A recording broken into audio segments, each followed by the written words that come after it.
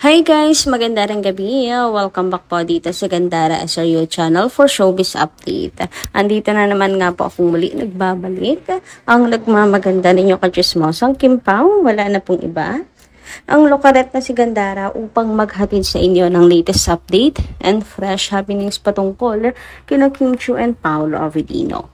And para sa gabing ito, ang tatalakayin po natin at pag-uusapan ay may kinalaman dito sa pag-endorse ni Kim itong nakaraan nga ng sugal na kung saan tinutulan din po ito ng mga Kim Pao fans. Pero bago pong lahat, sa mga di pa nakaka-subscribe sa ating channel, pakiclick lang po tayo ng ating subscribe button at notification bell na nariyan sa baba upang kayo maging updated po at ma-notify tuwing may bago tayong chika at balita hinggil sa Kim Pao.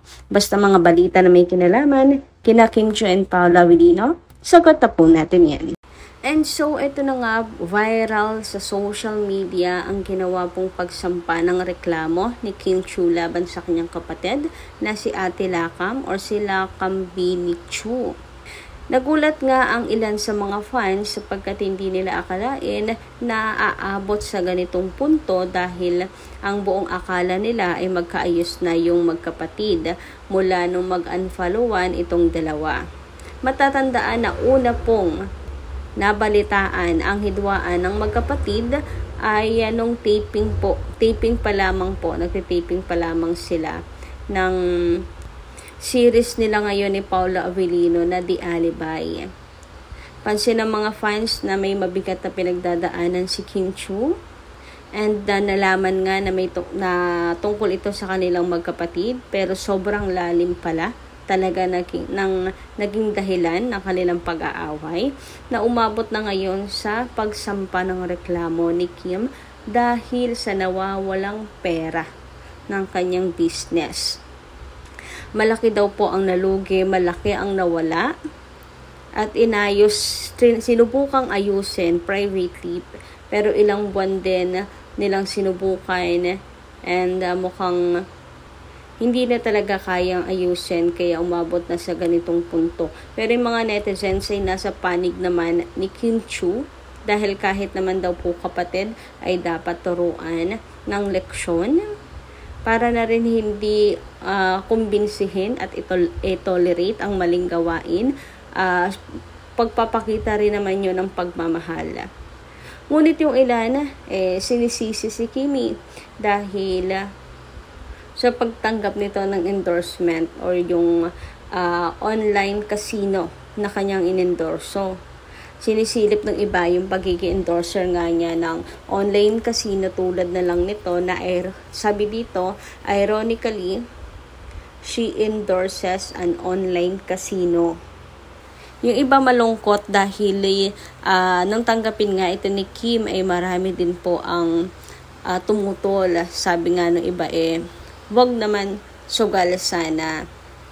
Pero dahil sa pagmamahal at suporta, dahil sa pagmamahal, sinuportahan na lamang din nga po si Kimi, then ito yung nakakasad na sugal din ang magiging reason ng hindi nila pagkakaunawaan, hindi lang basta hindi pagkakaunawaan, talagang hidwaan nilang magkapatid.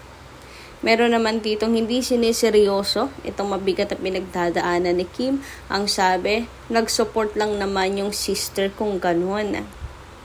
Pero it doesn't matter naman talaga. Tulad ng sabi nito, it doesn't matter, okay lang magsugal as long as hindi galing sa nakaw. Ang problema nga, hindi niya sariling pera. Pera ng company ni Kim, pera ng negosyo ni Kim. Hindi kanya. So, kung sumugal siya, wala namang problema kung pera niya. Kahit paubusin niya yung ari-arian niya. Pero hindi hindi kanya kundi kay Kim. Itinago pa kay Kim Chiu. Hindi naman po madamot si Kim. Tulad nga sabi ng mga fans, bakit hindi nalang humingi ng pera? Hindi naman madamot si Kim. Bakit kailangan pang magtaksil? Bakit kailangan pang umabot sa ganun kalaking amount daw? May pinag-uusapan ng mga fans at netizens na amount, pero doon naman sa official statement and ibinalita, wala naman pong amount na binanggit. So, hearsay pa lamang yung amount na yon, kaya hindi na natin tatalakayin. Pero malaki daw talaga. Bakit umabot sa ganon? Grabe daw yung pagkalulong. Or maybe, sariling pera unang ipinansugal, pero gustong bumawi hanggang sa pera na ni Kim or kumpanya nilang dalawa. Kumpanya ni Kim, ang pera ng kumpanya, ang nagastos. Nakakasad lang kasi para daw walang utang na loob. Dahil si Kim na yung breadwinner, si Kim lahat sa kanilang pamilya, inuuna sila ni Kim. At the same time, pinagamot siya ni Kim Chu nung halos mag-agaw buhay siya kasi nagkasakit nga po yung ate lakam nila. Tapos ganito yung igaganti. Pero syempre alam niyo naman yung mga bashers, diba? So sisilipin nila yan kay Kim na kung saan si Kim ang ididiin na may kasalanan because of, ayun nga, nag-endorse si Kim ng online casino. So, karma nga ba talagang matuturing ito kay Kimi? Pero, kung iisipin mo, mali talaga ang ginawa nung ate niya. Hindi si Kim ang may problema dito. Kasalanan ba ni Kim na wala siyang control? Kasalanan ba ni Kim na pagkatiwalaan yung mismong kapatid niya? And bakit ba magsusugal gayong wala naman palang pansugal? Iyon naman ay based lang dito sa mga haka-haka ng netizens na sa sugal daw naubos yung pera. Dahil sa sugal daw kaya nagawa niya ito kay Kim. Pero based sa statement, lilinawin po natin walang sinabi kung ano yung reason, kung saan nadala yung pera, bakit nawalan siya ng ganong amount. Ang sinabi lang po sa report ay may nawawalang pera sa kumpanya. So, speculations pa rin yung tungkol sa casino, yung tungkol sa ginasta sa casino. Pero ganun pa man, ang pinakang naman dito, bottom line, is that kinuha niya yung pera na hindi kanya. And sinira niya yung tiwala ni Kim. Marami ding disappointed na mga netizens sapagkat siya yung nakatatandang kapatid. Kung tutuusin, siya na yung tumatayong nanay talaga.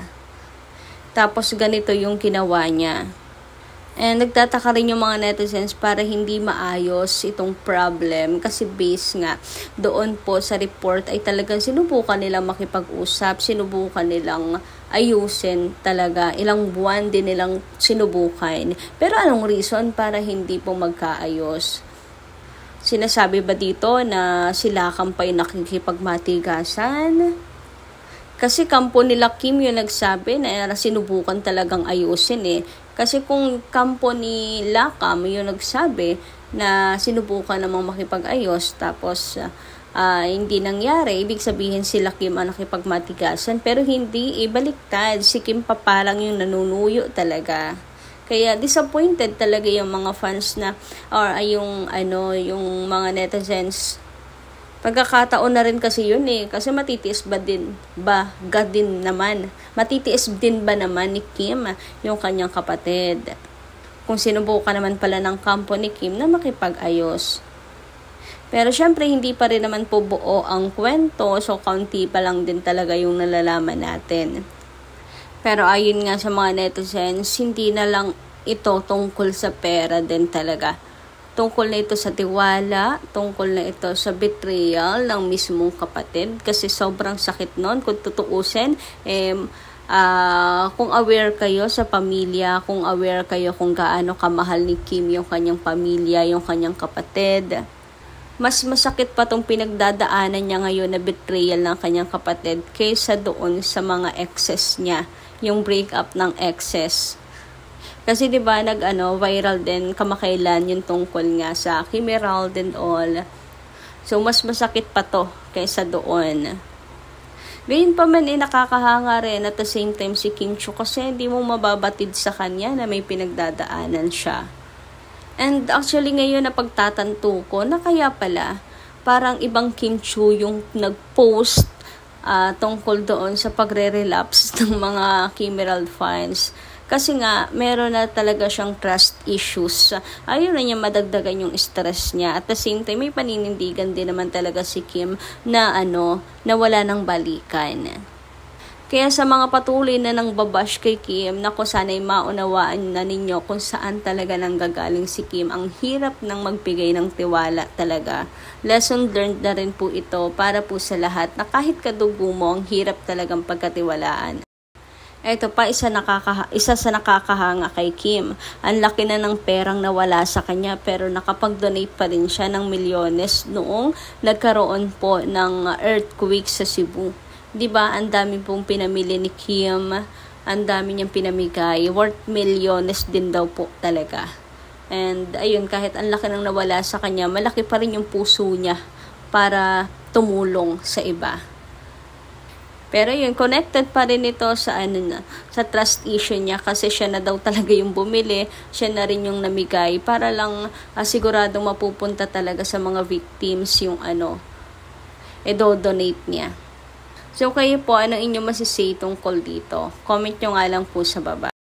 And hanggang dito na lang muna ang ating update. Maraming salamat po sa inyong pakikinig. Kita-kits po muli sa susunod nating mga chikas. Marami pong salamat.